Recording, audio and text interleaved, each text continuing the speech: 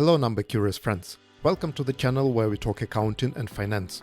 Today we open real annual reports to track how cash and cash equivalents are reported on the balance sheet by real companies.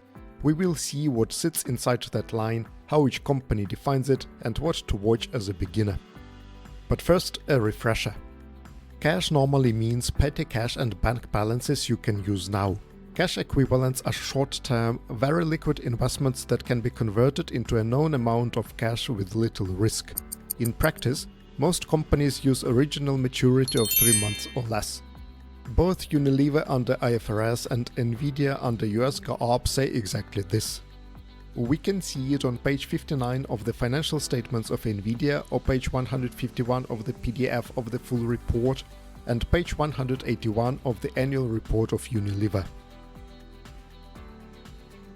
Let's have a look at the cash and cash equivalents of Unilever first. On page 140, Unilever shows cash and cash equivalents on the balance sheet of 6.1 billion for 2024. This is up from 4.2 billion in 2023. And here we have a reference to note 17a. Let's have a look at it. In the note on page 182, Unilever splits cash into cash at bank and in hand 3.2 billion, short-term deposits 2.4 billion, other cash equivalents 0.5 billion. And here we can also see footnotes which state that short-term deposits, which are included in cash, are typically below 3 months, and that other cash equivalents include overnight funds and marketable securities. And before we move forward, if you find our lessons useful, please take a moment to hit a like button, subscribe to our channel and leave a comment. Your support is very important to us, and thank you for being with us. Let's have a look what NVIDIA has to offer. NVIDIA's Form 10K defines cash equivalents as highly liquid investments with original maturity of 3 months or less. Marketable securities are liquid debt investments with maturities over 3 months. Clear and simple. A January 26, 2025 NVIDIA reports. Cash and cash equivalents 8.6 billion, an increase from 7.3 billion, and marketable securities of 34.6 billion, an increase from 18.7 billion. Quite an increase, right? Together this means 43 billion of cash, cash equivalents and marketable securities. Note 7 on page 66 or 158 also shows what sits inside those buckets. Money market funds are part of cash equivalents, alongside very short-dated debt and certificates of deposit. Longer holdings sit in marketable securities. You will see that the amount on the balance sheet is slightly higher than in the note. While the annual report doesn't state it directly, the difference relates to actual cash in bank. Note 7 includes only cash equivalents. You see, reconciliation is always important. NVIDIA even gives a fair value table for money market funds, treasuries, corporate debt and more. It is presented in Note 8 and looks like this.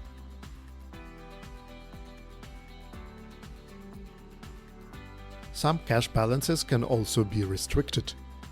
Unilever and NVIDIA don't explicitly disclose that, but our old friends at PepsiCo do. They had 48 million of restricted cash related to collaterals. But what Unilever does, it describes the overall liquidity of the group. On page 51, they state almost half of cash is held and managed centrally. This can also be called a cash pooling arrangement, typical for big corporates. According to such arrangements, subsidiaries transfer available cash to headquarters, and then this cash is invested to maximize profits or is redistributed to other subsidiaries who may need it more. What else do we see here? It is said that cash from other foreign subsidiaries is repatriated via dividends. But it is also said that approximately 200 million of cash is located in the countries where it cannot be extracted. Such cash is held there and used locally. How is cash shown in cash flows of both Unilever and NVIDIA? Cash flow is the bridge from opening and closing cash and cash equivalents and your practical check. The presentation is similar. Change in cash and cash equivalents, opening cash, closing cash. Unilever closes at 6 billion after the standard effects.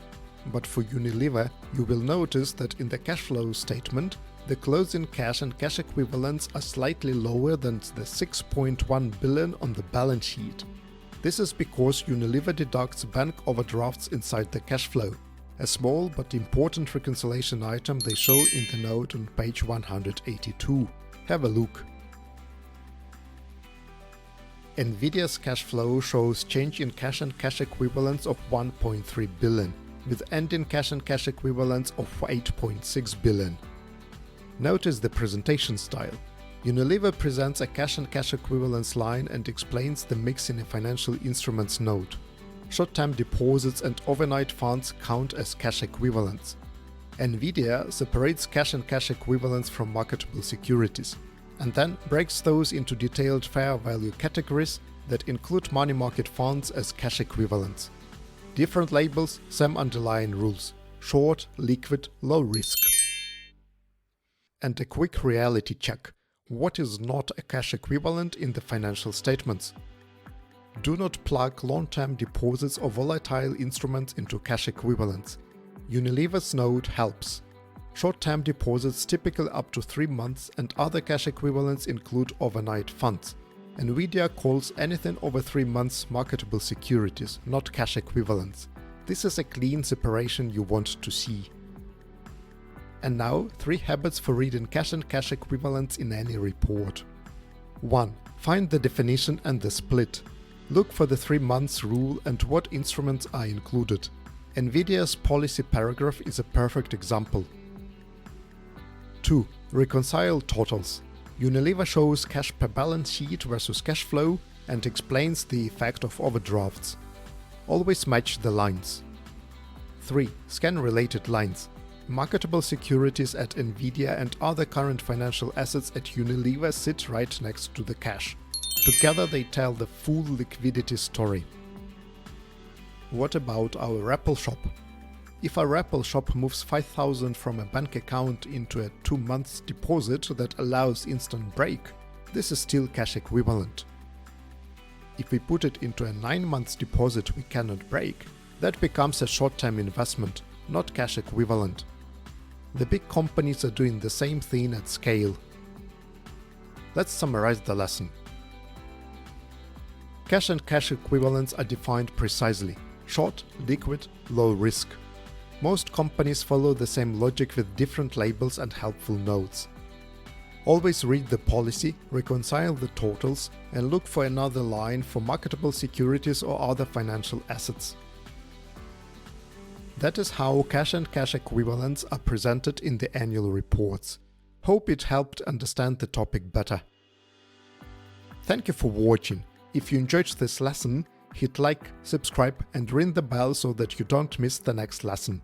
See you soon and keep those debits equal to your credits.